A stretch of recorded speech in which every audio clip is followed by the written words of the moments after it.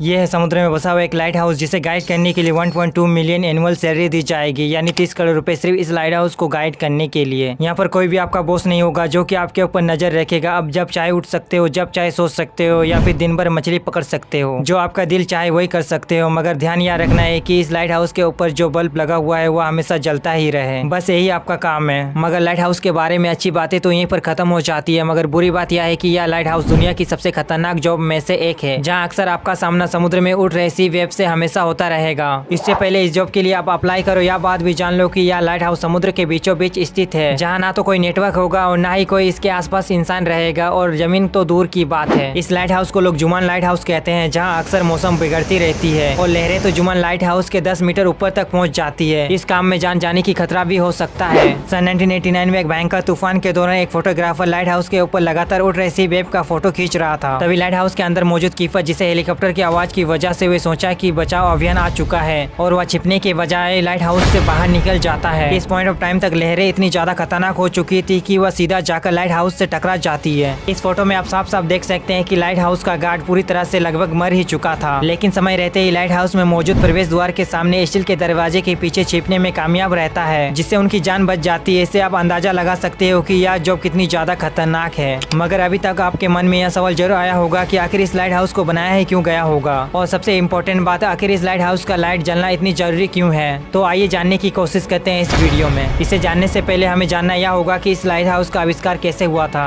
तो यह बात एंशिएंट जमाने की, जब लोग बड़ी बड़ी यात्रा करने के लिए निकलते थे तो उनके पास ना तो रोड होती थी और ना ही कोई गाड़ियाँ। तो लंबी यात्रा करने के लिए उनके पास सबसे आसान उपाय था पानी, जहाँ से लोग नाव के जरिए लंबी यात्रा करते थे, और उस समय नाव लकड़ी की हुआ करती थी। उसी दौर में एक समय कैप्टन मार्सियस नामक एक बंदा हुआ करता था, जो कि एक बड़ा जबरदस्त सेलर था, जिसे लोग खतरनाक समुद्री सफर के लिए जानते थे। मगर एक दिन उनके साथ जो हुआ उसने भी कभी नहीं सोचा होगा। जब एक रात घने अंधेरे में वे अपने नाव से कहीं जा रहे थे, तभी अचानक उनके नाव से बड़े पत्थर टकरा गया और नाव में बड़े बड़े छेद हो जाते हैं, जिससे नाव पूरी तरह से पलट जाती है। इसके चलते उनको काफी ज्यादा नुकसान होता है। इस हादसे के बाद कैप्टन मार्सियस ने सोचा कि इसका कोई न कोई तो उपाय जरूर होगा जो हमें समुद्र के नुकीले पत्थरों से बचा सके। जबकि पुराने जमाने के सेलर खुले समुद्र में सफर करते थे तो उनको कुछ भी नहीं पता होता था कि उनसे जमीन कितनी दूरी पर है, क्योंकि उस समय ना तो कोई जीपीएस होता था और ना ही कोई एडवांस टेक्नोलॉजी जो उनको रास्ता बता सके, जो समुद्र में चलने वाले सेलर्स की सबसे बड़ी प्रॉब्लम थी। जबकि जीपीएस का आविष्कार 1973 में हुआ था और लोगों के लिए वह 1978 में लागू कर दिया गया था।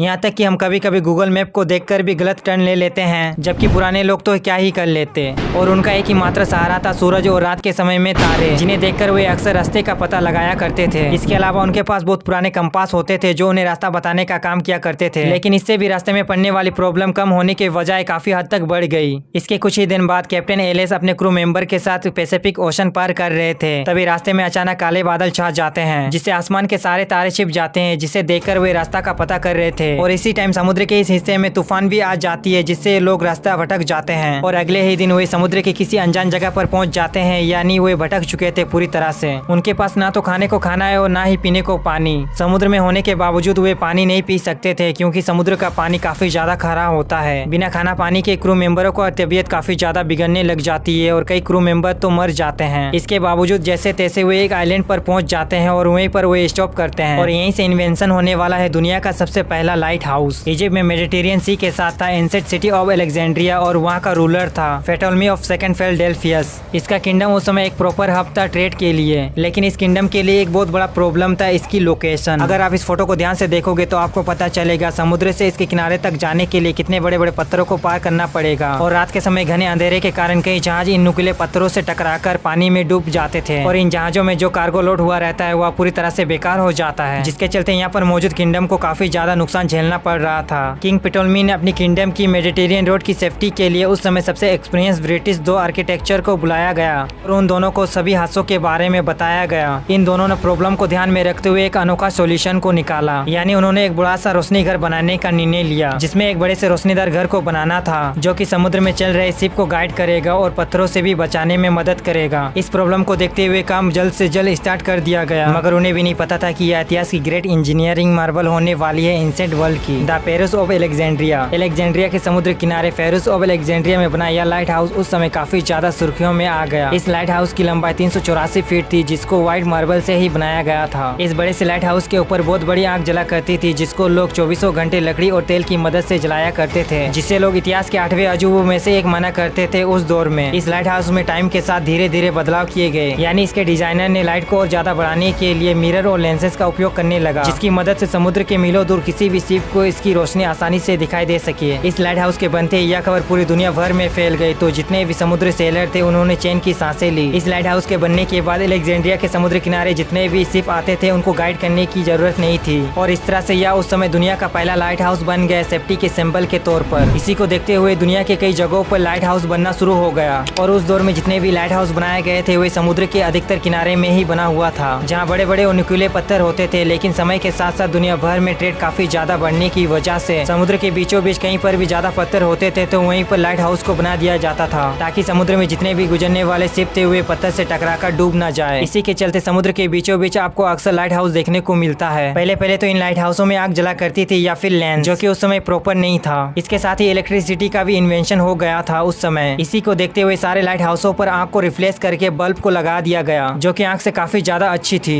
लेकिन इसमें भी एक प्रॉब्लम थी, यानी इस लाइट का ब्राइटनेस एक जगह फोकस ना होकर पूरी तरह फैल जाती थी, जिससे इसकी रोशनी काफी ज्यादा कम हो जाती थी, जिसको देखते हुए इसका भी एक सोल्यूशन निकाला गया। 1800 तक उस समय इंजीनियर लाइट के पीछे लेंस लगाया करते थे, लेकिन समय बीतने के साथ साथ नए इंजीनियरों ने लाइट को बढ़ाने के लिए इस लेंस का डिजाइन बदलकर कुछ यूनिक कर दिया। साथ ही लाइट के लेंस को लाइट के पीछे लगाने के बजाय आगे लगा दिया, जिससे लाइट का सारा फोकस एक जगह केंद्रित होने लगा, जिससे लाइट का फोकस समुद्र के दूर दूर तक पहुंच जाता था। और इस तरह से लाइट हाउस का आविष्कार हुआ, जो कि सभी लाइट हाउसों पर इस लेंस का ही उपयोग किया जाता है आज के दौर में भी। और इसी लाइट हाउस का लाइट देखने के लिए आपको 1.2 मिलियन सैलरी दिया जाएगा। यह थी उस समय राजा के द्वारा किया गया सबसे अच्छे काम। लेकिन उस दौर में सभी राजा अच्छे नहीं होते थे। आपको क्या लगता है हमें कमेंट में जरूर बताएं।